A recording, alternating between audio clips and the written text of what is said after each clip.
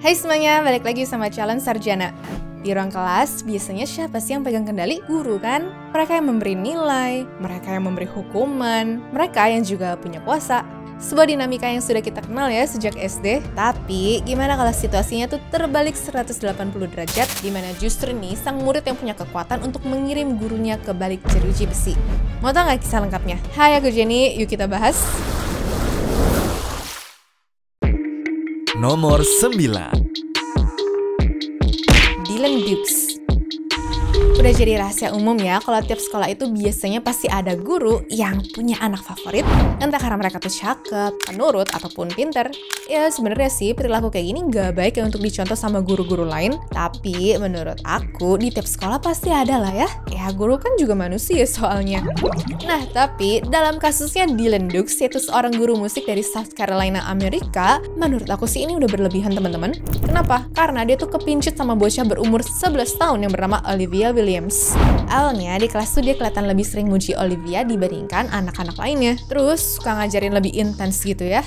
Dan yang nyeremin adalah waktu musim panas, Dylan malah ngirim 60 surat tulis tangan yang kadang-kadang ada hadiahnya segala. Aneh banget kan? Masalahnya dia juga sampai bergabung dengan gereja yang sama dengan keluarga Olivia agar bisa lebih sering ketemu. Ya, keluarga Olivia merasa ngeri dengan perilaku ini, segera melaporkannya lah ya ke pihak sekolah. Ujung-ujungnya pihak sekolah langsung ngeinvestigasi dan nemu banyak foto Olivia di mejanya. Nah, akibat perbuatannya, Dylan langsung diskors dari pekerjaannya, ditangkap atas tuduhan stalking, dan kini terancam hukuman 5 tahun penjara. Karirnya sebagai guru pun kemungkinan besar sih telah berakhir.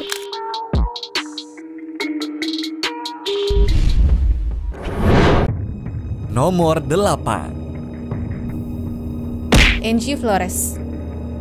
Biasanya kita lebih sering dengar murid yang nakal dibandingkan guru yang nakal kan? Tapi bukan berarti hal itu nggak ada loh. Kali ini soalnya ada seorang pimpinan daycare di New Mexico yang sempat dilaporin diam-diam sama salah satu gurunya. Alasannya karena Angie Flores kelihatan nyeret seorang bocah waktu dia tuh lagi nangis seperti ini. Aduh, ya tahu sih kalau bocah tuh emang suka nyebelin. Cuma kalau kerjanya emang jagain anak kecil, masa perlakuannya begitu sih? Ya, waktu polisi pertama datang nanggepin kasus itu, dia ketemu sama guru yang ngelaporin di belakang gedung gitu. I just want to let you know anything you told me is going to be confidential. I'm not going to go tell the director. I'm just trying to figure out what's going on here. Have you seen anything happen? The one who actually. Okay. I was trying to figure out. Yeah, my sister did. So I just didn't want to. Yeah, it's because I have the video. So. Dan setelah nonton videonya yang nanya-nanya secara menyeluruh, akhirnya polisi nyamperin Angie secara langsung. Saat itu dia berpura-pura nggak tahu apa-apa ya.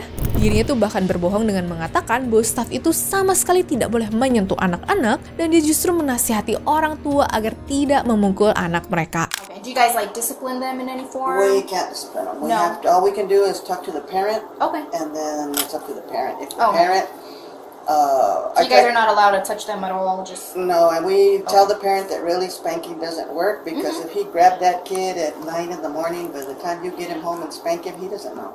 Dan setelah investigasi selama 4 bulan, Angie Flores akhirnya ditangkap dan juga didakwa dengan 2 tuduhan kejahatan penganiayaan anak.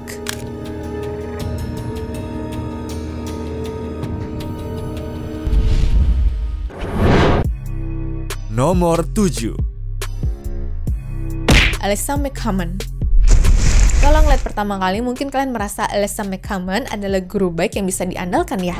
Tapi ternyata malah jauh dari kenyataan. Guru yang satu ini malah berujung dihukum penjara selama 25 tahun loh. Alasannya juga gak main-main. Gara-gara dia tuh punya hubungan terlarang sama murid-muridnya.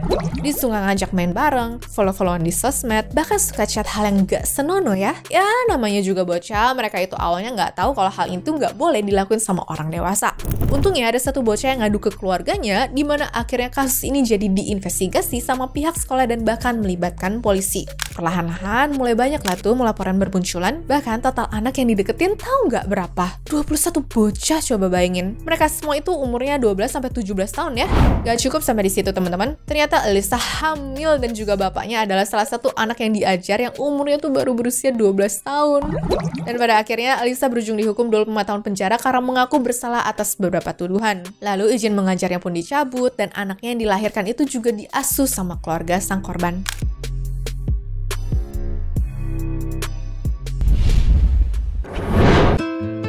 Nomor 6. Brittany Zamora. Buat teman-teman guru lain, Brittany Zamora tuh adalah guru yang suka bikin iri ya. Dia masih muda, cantik, punya suami, karirnya bagus juga lagi. Tapi ternyata di balik itu semua, Brittany ini orang yang jahat banget sih, karena dia tuh ketahuan punya dengan muridnya sendiri. Muridnya adalah bocah berusia 13 tahun yang suka diajak chat dengan hal-hal nggak senonoh, lalu berhubungan seksual di mobil, dan bahkan suka pegangan diam-diam di sekolah dong. Buset, udah kayak remaja lagi cinta monyet aja nggak sih? Nah, hal ini bisa terjadi tuh awalnya karena Brittany nawarin ke muridnya untuk chat dia aja apabila ada hal-hal yang pengen diomongin. Siapa sangka ternyata sang bocah malah beneran chat dan juga berujung jadi rutinitas harian. Nah, waktu ada bocah lain yang ngeliat kalau hubungan mereka tuh aneh karena suka kelihatan pegangan-pegangan di jam sekolah, ya langsung dilaporin lah ke kepala sekolahnya. Dan di saat yang sama, orang tua sang korban juga tahu kalau isi chat-chatan anaknya sama si guru tuh kayak bagaimana. Sehingga Brittany berujung ditangkap polisi dan mendekam 20 tahun di dalam jeruji besi.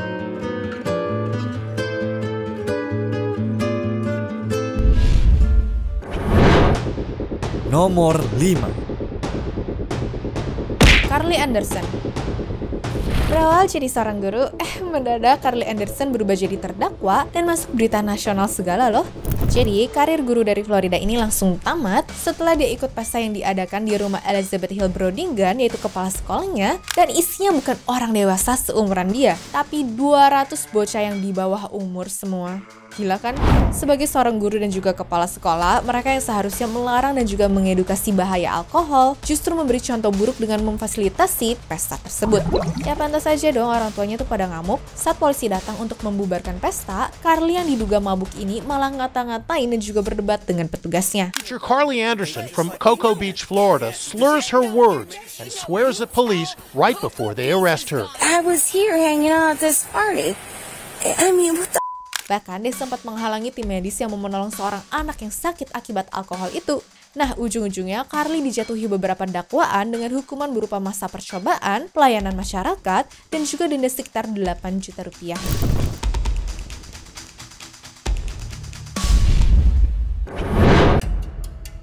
Nomor 4. Danny Peterson.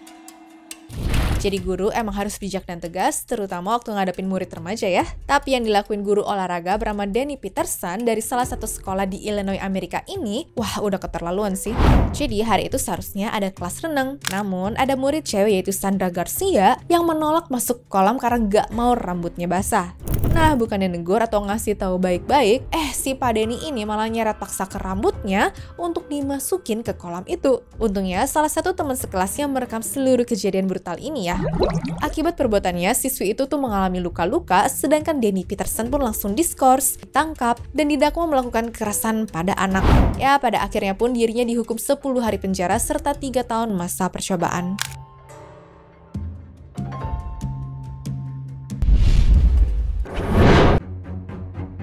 Nomor 3. Anna Maria Milazzo. Selama 3 bulan, murid laki-laki berusia 14 tahun di New York ini sayangnya jadi korban pelecehan karena ulah karyawan sekolah bernama Anna Maria Milazzo yang ngirimin foto-foto tanpa pakai baju dirinya sendiri. Pihak sekolah pun baru memulai menyelidiki kasus ini setelah ada laporan ke petugas sumber daya sekolah yang terima keluhan tentang komunikasi nggak pantas antara Milazzo sama sang murid. Untungnya pihak sekolah langsung kerjasama dengan polisi dan mereka pun buru-buru nangkep si Milazzo. Namun berhubung sekolah sana katanya lumayan private, ya akhirnya informasi tentang kasus ini nggak terlalu banyak ya teman-teman. Terakhir sih beritanya cuma bilang kalau Milazzo udah dibebasin tanpa jaminan dan tidak sampai di penjara juga. Yang jelas dari kejadian ini semoga para orang tua pada lebih waspada sama apa yang dilakuin sama anak-anaknya biar nggak berujung bikin trauma seumur hidup ya.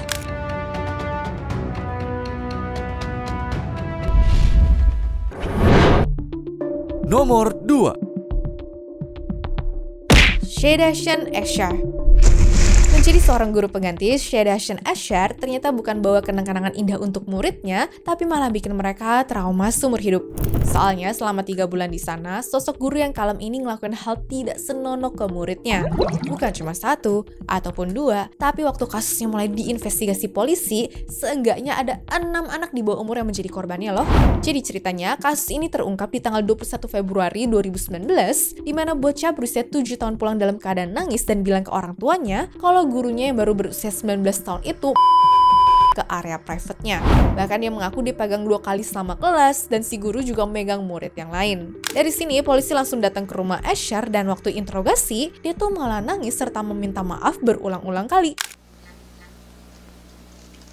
You're not a little kid. You're an adult now. And you need to take responsibility for your actions. You decided to touch these girls. They didn't tell you to touch them. You made a decision. Honestly, you made a decision. You made a bad decision. You know that already. But if you really care about making it better, be honest. If you really care about making things right, be honest. I did. I know you did. Aneh banget ya, udah berbuat, tangkap basah, terus sekarang malah nangis-nangis minta maaf pengen dikasih kesempatan lagi. People kind of refer to it as a possible lie detector test. Will you be willing to take something like that? No, Why? I'm afraid. Why? It might hurt me, that's why. How is it gonna hurt you? It's not painful. Or you're afraid because you're not being honest with me. No. I didn't do it. Man, listen.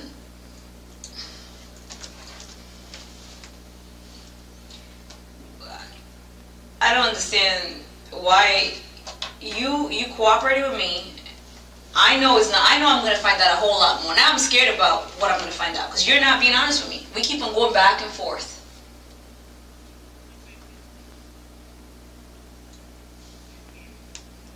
You cried and you told me you were sorry. Yeah. Dari sini kasusnya dibawa ke meja hijau di mana dia tuh dapat 9 dakwaan dan diperkirakan bakal dapat masa hukuman 240 tahun penjara.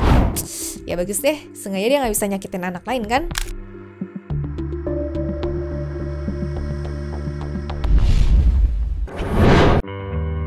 Nomor 1. Kimberly Coates. Terakhir, ada guru yang membahayakan murid-muridnya sendiri bernama Kimberly Coates, yaitu guru SD di Oklahoma malah memutuskan untuk mabok waktu lagi ngajar. Just observing you in classroom, it looks like something's off a little bit. And so I've asked Officer Dean to come in here and visit with it.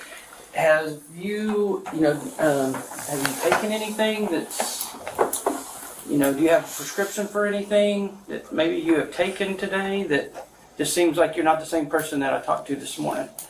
I did take some medication last night to help me with sleep because I have some anxiety stuff, but that's I can't think of the name of it right now, but I could look it up when I get home. Wah, fatal banget kan kesalahannya? Jadi ceritanya, suatu hari murid-muridnya tuh merasa ada yang aneh sama gurunya, mulai dari caranya ngomong, melantur, jalan pun juga agak sempoyongan, dan waktu ngajar malah nggak fokus. Alhasil, beberapa dari mereka ngelapor ke guru lain dan kepala sekolah pun buru-buru manggil polisi untuk nemenin dia nginterogasi si Kimberly. Nonton deh, dalam waktu 3 menit Kimberly tuh berubah ceritanya banyak banget deh. Pertama dia bilang minum obat untuk anxiety tadi malam.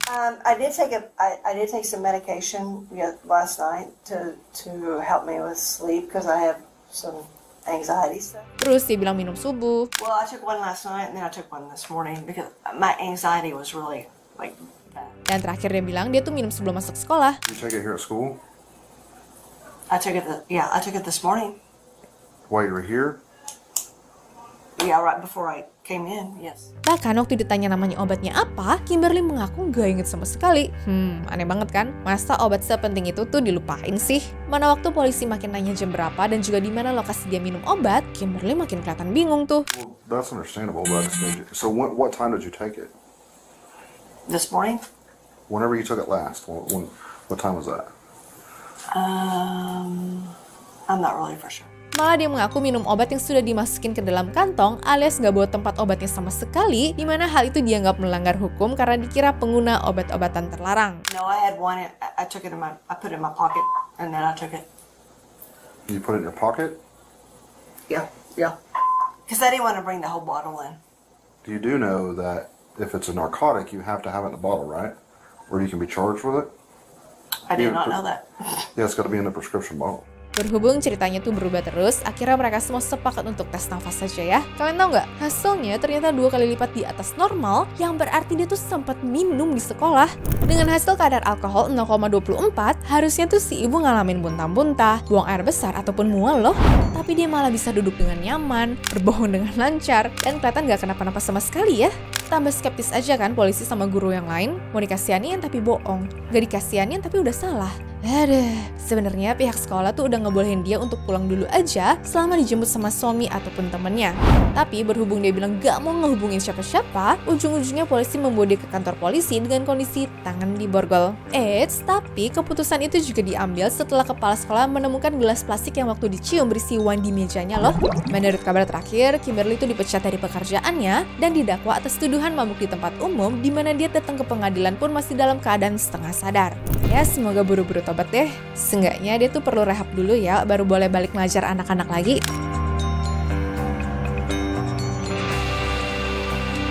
Anyways, cukup sampai di sini ya guys video hari ini. Sampai jumpa di video selanjutnya. Dah.